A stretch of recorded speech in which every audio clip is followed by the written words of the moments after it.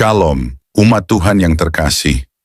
Tahukah Anda bahwa nama Palestina bukanlah nama yang lahir dari garis keturunan Abraham? Itu bukan nama dari garis janji yang Tuhan ucapkan kepada Ishak dan Yakub. Itu adalah nama yang diambil dari Filistia, tanah para Filistin, musuh bebuyutan Israel di zaman kuno. Mereka adalah bangsa penyembah berhala yang darahnya pernah mengalir di lembah-lembah peperangan melawan Daud dan umat pilihan Tuhan. Mereka berdiri di sisi yang berseberangan dengan janji Allah. Mereka membenci terang dan mencintai kegelapan, dan di zaman sekarang, nama itu masih hidup. Bukan lagi dengan patung-patung berhala di tangan, tetapi dengan doktrin dan iman yang menentang Injil Yesus Kristus.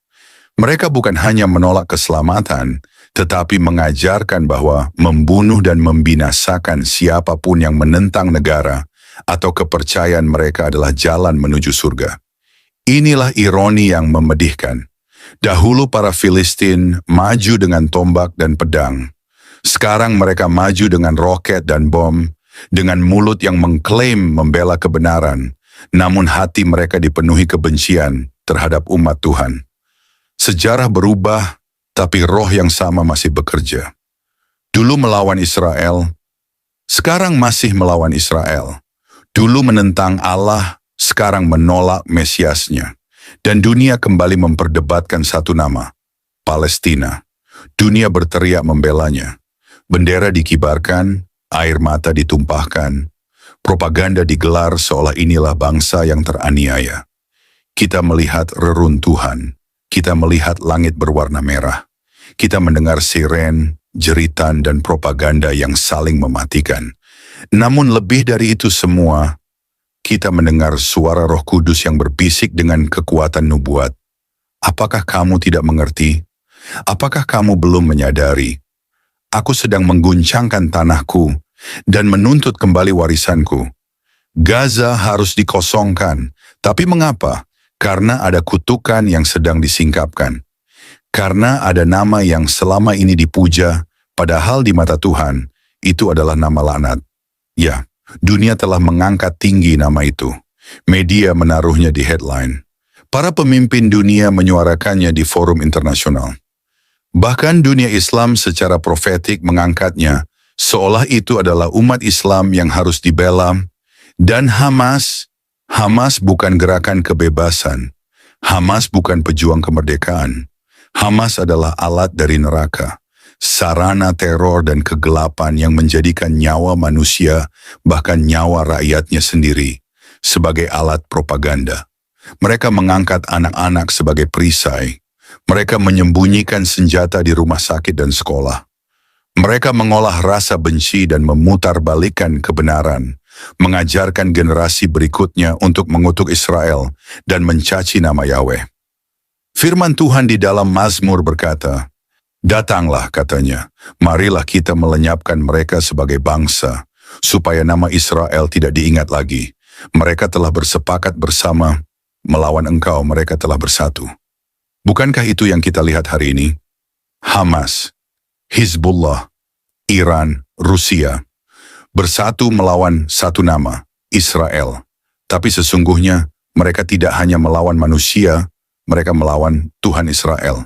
Dan siapakah yang bisa menang melawan tangannya? Gaza dikosongkan karena langit telah menyatakan, cukup, Tuhan tidak akan membiarkan tanahnya diinjak-injak lebih lama lagi. Gaza harus dibersihkan, seperti bait suci pernah dibersihkan oleh Yesus dengan cambuk dan murka kudus. Demikian juga tanah Gaza akan dibersihkan dengan api dan kelaparan. Yesaya 34 ayat 8. Sebab Tuhan mempunyai hari pembalasan, tahun pengganjaran untuk perkara Sion. Apa yang sedang terjadi di Gaza hari ini bukan sekadar peperangan militer. Ini adalah peristiwa profetik. Ini adalah bab dalam naskah akhir zaman yang sedang terbuka, dan bumi bersaksi bahwa waktu telah masuk ke penggenapan. Yehezkiel pasal 36 ayat 23 berkata, "Aku akan menguduskan namaku yang besar, yang telah dinajiskan di tengah bangsa-bangsa. Dan untuk menguduskan namanya, ia harus membersihkan tanahnya. Gaza harus kosong, Palestina akan musnah, dan hanya yang disucikan yang akan tinggal. Hanya yang diperjanjikan yang akan bertahan. Jangan terkejut jika besok dunia akan lebih gelap. Jangan gentar jika Gaza menjadi debu.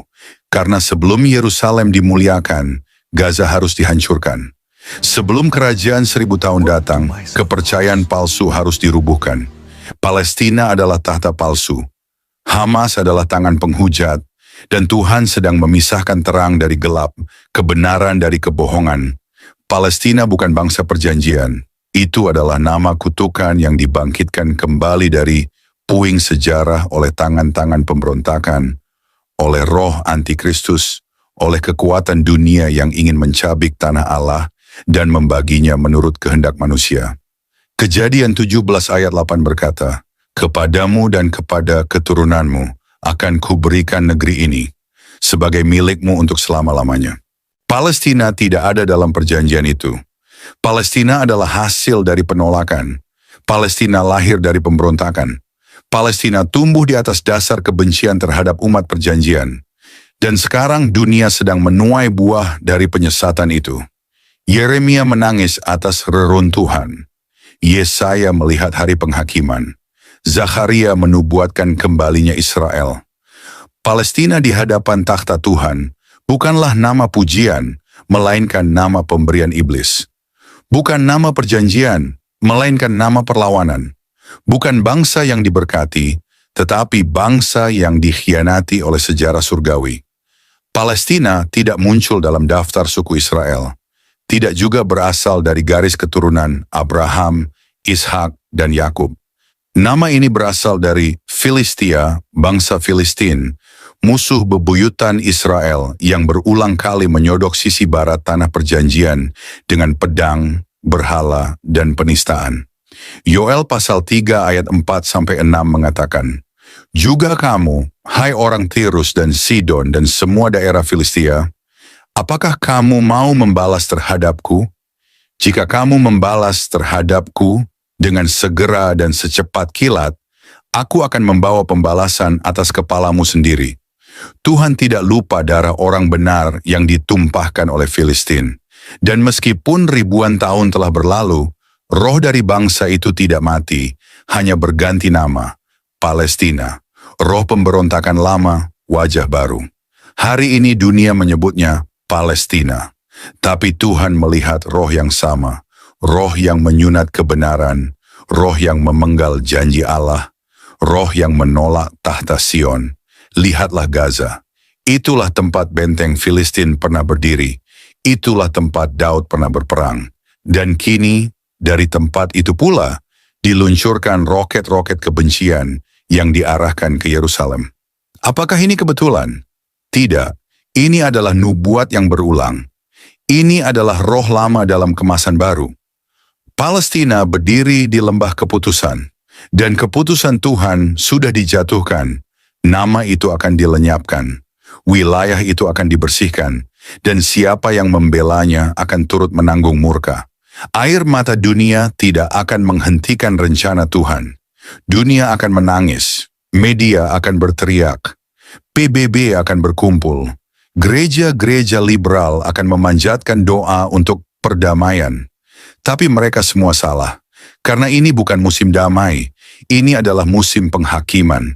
Ini adalah waktu di mana Tuhan berkata, "Aku akan menuntut kembali tanahku, aku akan membersihkan warisanku." Dan dalam penghakiman itu, Palestina tidak bertahan. Karena Palestina adalah nama yang tidak tertulis dalam kitab kehidupan. Ia bukan bagian dari janji, ia bukan bagian dari pemulihan, ia bukan bagian dari masa depan kerajaan 1000 tahun. Engkau yang masih bimbang, engkau yang masih ragu memilih sisi, ketahuilah, netral dalam peperangan kebenaran adalah bentuk pengkhianatan. Jangan berdiri di tengah seolah cinta damai lebih tinggi dari kebenaran firman. Jangan tertipu oleh retorika HAM yang anti Tuhan. Jangan mengasihani yang sedang dihukum Tuhan. Celakalah mereka yang menyebut yang jahat itu baik dan yang baik itu jahat. Hari ini dunia menyebut Israel jahat dan Palestina baik. Tapi surga berkata sebaliknya. Tanah sedang diguncangkan, nubuat sedang digenapi, dan nama yang telah lama menjadi duri dalam daging Israel akan dilenyapkan dari peta sejarah. Palestina akan hilang, Hamas akan dihancurkan, dan nama Tuhan akan ditinggikan, karena janjinya tetap. Dan kepada engkau yang mendengarkan renungan ini, berdirilah, pilihlah, nyatakan keberpihakanmu, bukan kepada narasi manusia, tapi kepada rencana kekal dari Sang Raja segala raja. Karena dunia akan segera tahu, Palestina adalah nama laknat, dan hanya Israel yang tertulis di tangan Tuhan.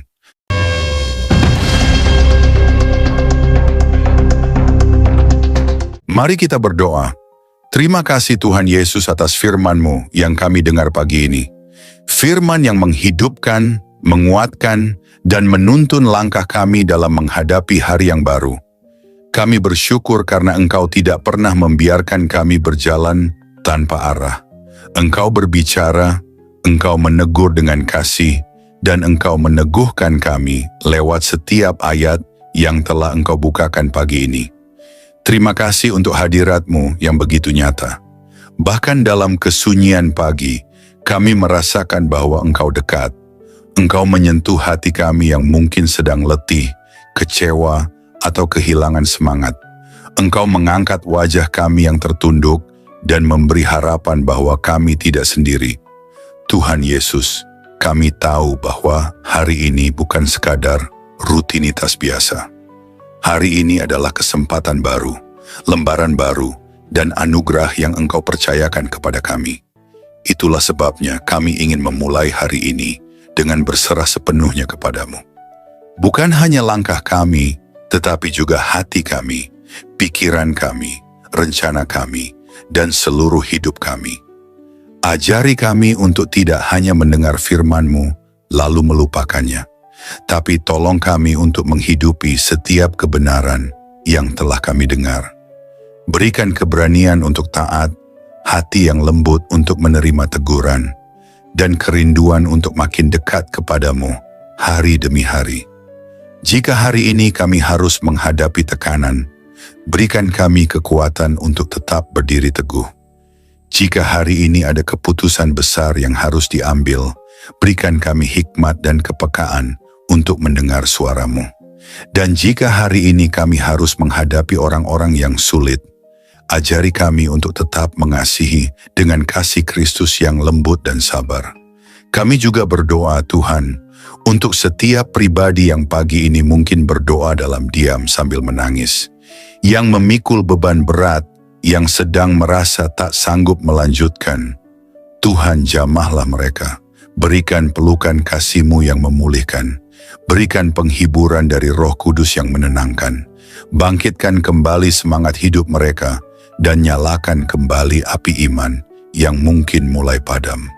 Bagi yang sedang sakit, kami minta kesembuhan-Mu. Bagi yang sedang berduka, berikan kekuatan surgawi. Bagi yang sedang menantikan jawaban doa, Tuhan tolong bukakan jalan. Engkau tahu isi hati setiap anak-Mu. Tidak ada yang tersembunyi di hadapan-Mu. Dan kami percaya, Engkau tidak akan mengecewakan orang-orang yang berharap kepada-Mu. Tuhan Yesus, jagalah mulut kami agar tidak menyakiti. Jagalah pikiran kami agar tidak menyimpang. Jagalah hati kami agar tetap bersih di hadapan-Mu. Biarlah setiap langkah kami hari ini dipenuhi kasih dan kebenaran.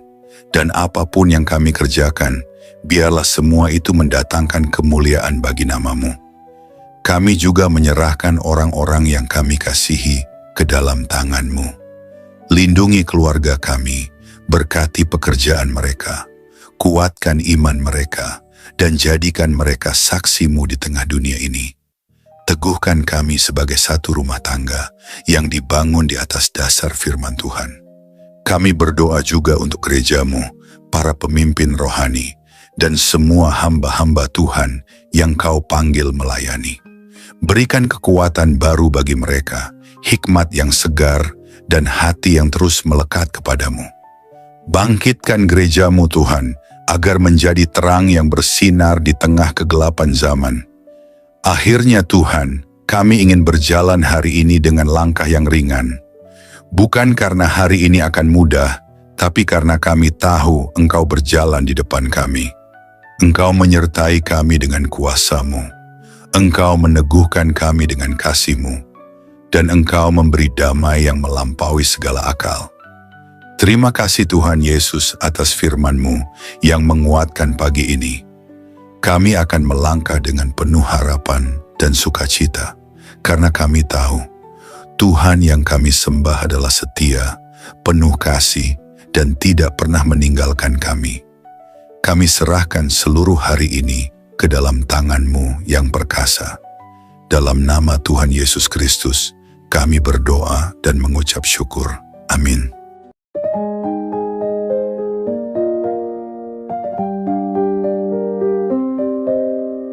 Terima kasih telah meluangkan waktu untuk mendengarkan renungan pagi ini. Di tengah hiruk pikuk dunia yang semakin bising, di tengah kecemasan yang tak henti menggedor pintu hati kita telah memilih untuk diam sejenak, untuk merenung, untuk mendengar suara Tuhan yang lembut, yang berbicara tidak lewat badai, tetapi lewat bisikan kasih yang menyejukkan jiwa. Biarlah setiap firman yang telah kita dengar hari ini menjadi pelita bagi kaki kita dan terang bagi jalan kita. Jangan hanya menjadi pendengar yang baik, tetapi jadilah pelaku firman, sebab hanya mereka yang melakukan kehendak Bapa yang akan bertahan ketika dunia digoncang. Hari ini mungkin kita tidak tahu apa yang akan kita hadapi. Mungkin ada tantangan, mungkin ada air mata. Tetapi satu hal yang pasti, Tuhan tidak pernah berubah. Kasih-Nya tetap sama, kuasa-Nya tidak berkurang, dan rencananya atas hidupmu tidak pernah gagal. Maka melangkahlah dengan iman, bukan dengan rasa takut. Tinggikan Yesus di setiap keputusanmu, dan ingatlah bahwa kamu bukan sendiri. Surga memperhatikanmu, malaikat berjalan di sekelilingmu, dan Roh Kudus diam di dalam hatimu, memberi penghiburan, penguatan, dan arahan setiap waktu. Sampai kita bertemu kembali dalam renungan yang akan datang, tetaplah haus akan kebenaran, tetaplah rendah hati di hadapan Tuhan, dan tetaplah menjadi terang di tengah dunia yang gelap. Selamat pagi. Selamat menjalani hari bersama Yesus. Tuhan Yesus memberkati.